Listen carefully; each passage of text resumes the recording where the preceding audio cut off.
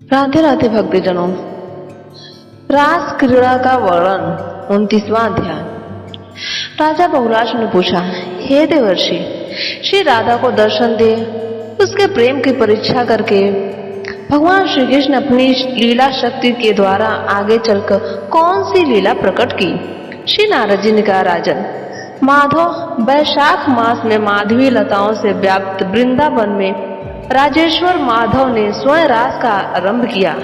वैशाख मास की कृष्ण पक्षीय पंचमी को जब सुंदर चंद्रोदय हुआ, उस समय मनोहर श्याम सुंदर ने यमुना के तटवर्ती उपवन में राजेश्वरी श्री राधा के साथ रास विहार किया। मिथिलेश्वर, इसके पूर्व गोलोक से जिस भूमि का पृथ्वी पर अवतरण हो चुका था, वह सब की सब तत्काल सुवर्ण तथा पद्म रागमणि से मंडित हो गई। वृंदावन के दिव्य रूप धारण करके काम पूरक कल्प वृक्षों तथा माधवी लताओं से समलंकृत हो अपनी शोभा से नंदवन को भी तिरस्कृत करने लगा। राजन, रत्नों के सोपानों और सुवर्ण निर्मित तोलिकाओं यानी कि गुमटियों से मंडित तथा हंसों और कमल आदि के पुष्पों से व्याप्त यमुना नदी की अपूर्व शोभा हो रही थी।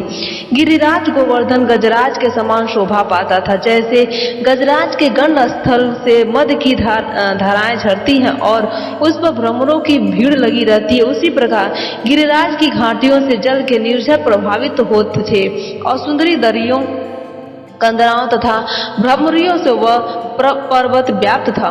वहाँ विभिन्न धातुओं की जगह नाना प्रकार के रत्न उद्भासित होते थे। उसके रत्नमय शिखरों की दिव्य दीप्ति सब ओर प्रकाशित हो रही थी। वह पक्षियों के कलरव से मुखरित तथा लता पुष्पों के मनोहर जान पड़ता था। गिरिराज के चारों ओर समस्त निकुंज दिव्य रूप धारण करके सुशोभित होने लगे।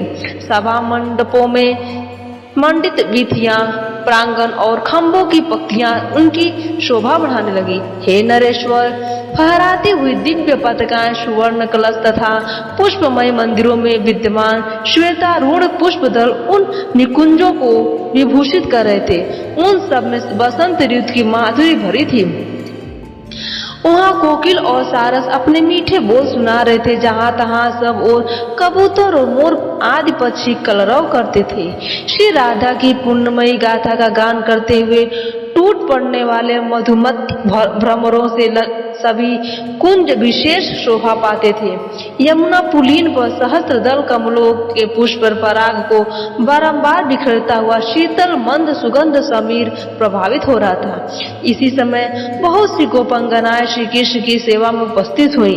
कोई गोलोक निवासिनी थी, कोई सैया सजाने में सहयोग करने वाली थी, कोई श्रृंगार धारण कराने की कला में कुशल थी, तो कोई द्वार पालिका थी। कुछ गोपियां पार्षद नाम धारणी थी, कुछ छत्र चावर धारण करने वाली सखियां थी और कुछ वृंदावन की रक्षा में नियुक्त थी। कुछ गोवर्धन वासिनी, कुछ कुंज दाहिनी और कुछ निकुंज वासिनी थी। कोई नृत्य में निपुण, कोई वादन में प्रवीण थी। हे नरेश्वर, उन सबके मुख अपने सौंदर्य माधुर्य से चंद्रमा को भी लज्जित करते थे। वे सब की सब किशोर अवस्था वाली तरुणी थी। इन सब के 12 यूथ श्री कृष्ण के समीप आए। इसी प्रकार साक्षात यमुना भी अपना यूथ लिए आई। उनके अंगों पर नील वस्त्र शोभा पा रहे थे। वे रत्नमय आभूषणों से विभूषित तथा श्याम 16 वर्ष की अवस्था अथवा श्याम कांति से युक्त थी। उनके नेत्र प्रफुल्ल कमल दल को तिरस्कृत कर रहे थे। उन्हीं की तरह जन्मू नदी गंगा भी युद्ध बांधकर वहां पहुंची। उनकी अंग कांति श्वेत गौर थी। वे श्वेत वस्त्र तथा मोती के आभूषणों से विभूषित थी। वैसे ही साक्षात रमा भी अपना युद्ध लिए आई। उनके श्रीअंगों पर अरुण वस्त्र शोभित थे। चंद्रमा सी की अंग कांति थी। अधरों पे मंद मंद हास्य की छटा तथा विभिन्न अंगों से पद्मराग मणि के बने हुए अलंकार शोभा दे रहे थे। इसी तरह कृष्ण पत्नी के नाम से अपना परिचय देने वाली मधु माधवी वसंत लक्ष्मी भी वहां आई। उनके साथ भी सखियों का समूह था। वे सब की सब प्रफुल्ल कमल की सी अंग कांति वाले पुष्पहार से अलंकृत तथा सुंदर वस्त्रों से सुशोभित थी। इसी रीति से साक्षात विरजा भी सखियों का यूथ लेकर वहां आई। उनके अंगों पर हरे रंग से वस्त्र शोभा दे रहे थे और गौरवर्ण तथा रत्न अलंकार से अलंकृत थी। ललिता, विशाखा और लक्ष्मी के भी यूथ वहां आए। इसी प्रकार अष्ट सखियों के, षोडश सखियों के तथा 32 सखियों के संपूर्ण यूथ भी वहां आ पहुंचे। हे राजन, भगवान श्याम सुंदर श्री कृष्ण उन युवती जनों के साथ रासमंडल की रंग भूमि में बड़ी शोभा पाने लगी। जैसे आकाश में चंद्रमा ताराओं के साथ सुशोभित होते हैं, उसी प्रकार श्री वृंदावन में उन सुंदरियों के साथ श्री कृष्णचंद्र की शोभा हो रही थी। उनकी कमर में पीताम्बर कसा हुआ था। वे नट वेश में सबका मन मोह लेते थे। उनके हाथ में बेत की छड़ी थी।